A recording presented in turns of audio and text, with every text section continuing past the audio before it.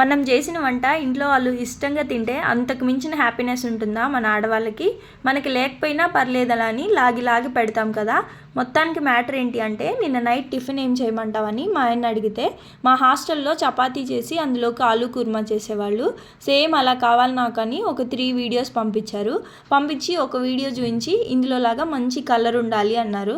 ఇంకో వీడియో చూపించి ఇందులోలాగా మంచి థిక్నెస్ ఉండాలి అని చెప్పారు. అలా అని వాళ్ళేమో ఎక్కువ మసాలాస్ వేసేస్తున్నారు. నాకు మసాలాలు ఎక్కువ వద్దు అంటారు. ఈ గోలంతా ఎందుకు, నాకు వచ్చింది నేను ట్రై చేస్తా అని చెప్పి ఫస్ట్ కర్రీ అయితే స్టార్ట్ చేసా. మొత్తానికి నచ్చుతుందో లేదో అనుకుంటూ చేసా. ఫైనల్గా అయితే అది తిని ఎప్పుడు చపాతీ చేసినా ఈ కర్రీనే చెయ్యని అంత టేస్టీగా వచ్చిందనమాట నా కర్రీ. చివరికి మా పొట్టి బుడంకాయ జస్వికి కూడా నచ్చేసింది.